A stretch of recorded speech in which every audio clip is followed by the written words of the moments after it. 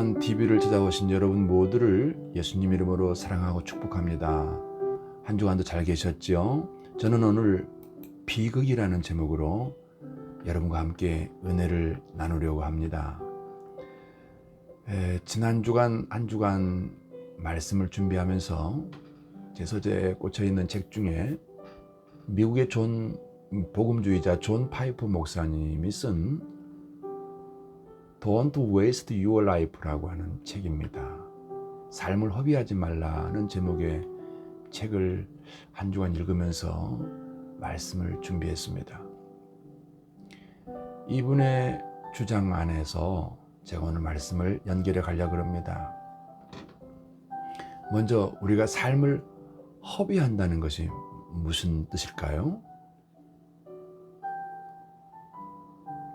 이걸 알게 되면은 비극적인 인생을 막을 수가 있습니다. 자, 그럼 먼저 내가 삶을 허비한다는 걸 알기 위해서는 내가 생각하고 있는 복받은 삶이라는 것이 무엇인지 그 개념을 여러분들은 어떻게 정의하고 있는지를 먼저 살펴보셔야 됩니다. 자, 그래서 일반적인 예수님 안에 살면서도 이런 것을 복의 개념으로 꿈꾸는 것이 보통 일반적인 생각입니다. 예를 들면은 나는 사랑하는 배우자를 만났습니다. 그리고 자녀들이 잘 자라서 건강하게 잘 자라고 있습니다. 또는 좋은 자동차를, 남보다 좋은 자동차를 타고 있습니다. 그리고 긴 주말을 보낼 수 있는 여유가 있습니다. 그리고 안정된 은퇴 생활을 하고 있습니다. 이런 것을 또 이런 삶의 모양들을 예수님 안에서 복받은 삶의 기준이라고 생각하고 살아가는 것입니다. 거기에다가 자신이 믿음이 좋다는 것을 간음도 안 하고 도둑질도 안 하고 살인도 안 하고 횡령도 안 하고 사기도 안 칩니다. 그리고 열심히 일하고 저녁에 집에 들어와서는 영상도 19금 관람 가능한 영상만 보면서 주일에는 교회를 출석합니다. 이렇게 사는 것이 믿음으로 사는 것이고 하나님 앞에 복받는 삶을 살고 있다고 생각하는 것입니다. 그런데 이것을 여러분들이 좀 정리하기 위해서 존 파이퍼 목사님은 몇 가지 예를 듭니다. 그 중에 하나가 서부 아프리카 카메룬에서 선교 사역을 하다가 죽은 루비 엘리어슨이라는 여인과 로라 에드워즈의 이야기입니다. 이 루비 엘리어슨은 80이 넘는 동안 독신으로 살았으며 한 가지 일을 위해서 인생을 쏟아 부었습니다. 그것은 복음을 듣지 못한 사람들에게 복음을 전달함으로 생명을 살리는 것이었습니다. 그것을 위해서 병들어도 돈이 없기 때문에 치료받지 못하는 사람들, 공부를 하고 싶어도 가난해서 공부할 수 없는 사람들을 위해서 그들을 돌보면서 복음으로 그들을 세워나갔습니다. 예수님의 생명을 그들에게 전달하는 삶을 살고 있었습니다. 그런데 이 루비 엘리어슨을 도와주고 위해서 함께한 로라 에드워즈가 있었습니다. 이분은 같이 80을 넘긴 미망인이면서 의사였습니다. 그래서 의사로서 그 루비 엘리어슨의 사역을 도와주고 있었던 것입니다. 그러던 어느 날, 그날도 이런 복음을 전하는 자리에 또 복음을 전한 성도들을 양육하고 돌보기 위해서 사역지로 가던 중에 브레이크 파일로 자동차가 절벽 아래로 추락하면서 그 두 사람은 그 자리에서 죽었습니다. 자, 이런 삶이 있었습니다. 또 한편의 삶을 소개합니다. 미국에 사는 같은 또래의 사람들입니다.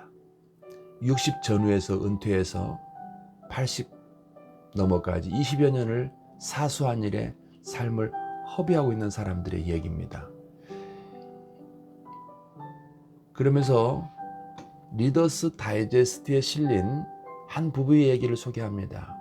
거기에는 미국 북동부에서 59세에 일찍 은퇴한 남편과 51살의 아내가 은퇴 이후의 삶을 어떻게 살고 있는지를 소개하는 그런 글이었습니다. 이 부분은 은퇴 이후에 9m짜리 배를 타고 다니면서 해안가를 다니면서 특별한 조개 껍질을 모았답니다.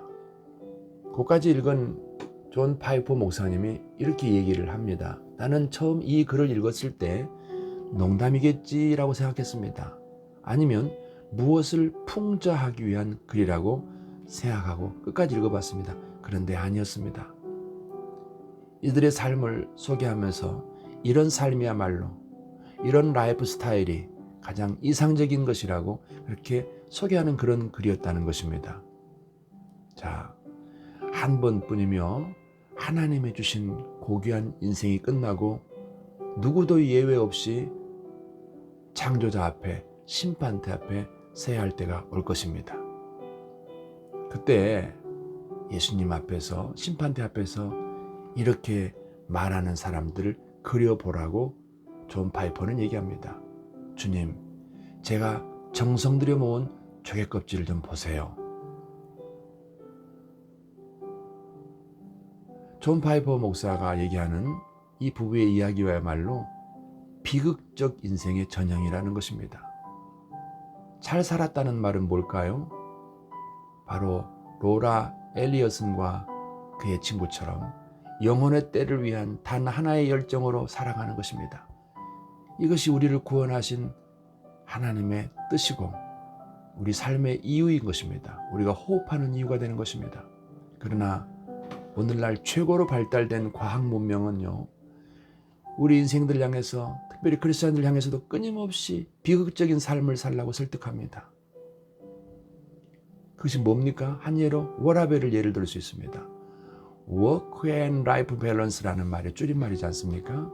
장시간 일에만 집중하는 것을 줄이고 개인적인 삶을 강조하는 문화의 필요성이 대두되면서 등장한 신조어입니다.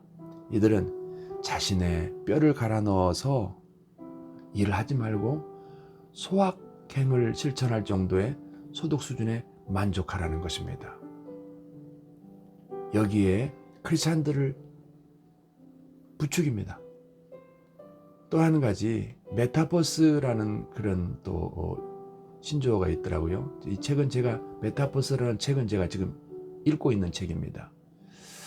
가상의 웹상에서 가상의 인물 즉 아바타를 이용해서 사회, 경제, 문화적 활동을 하는 세계관을 의미합니다.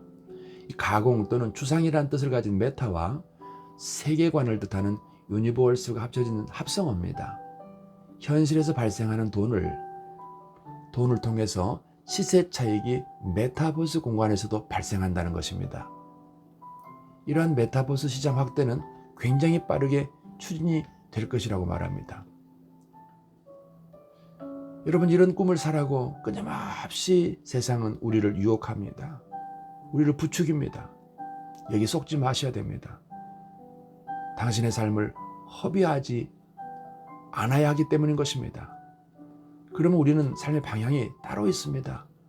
우리의 목적지가 분명하기 때문인 것입니다.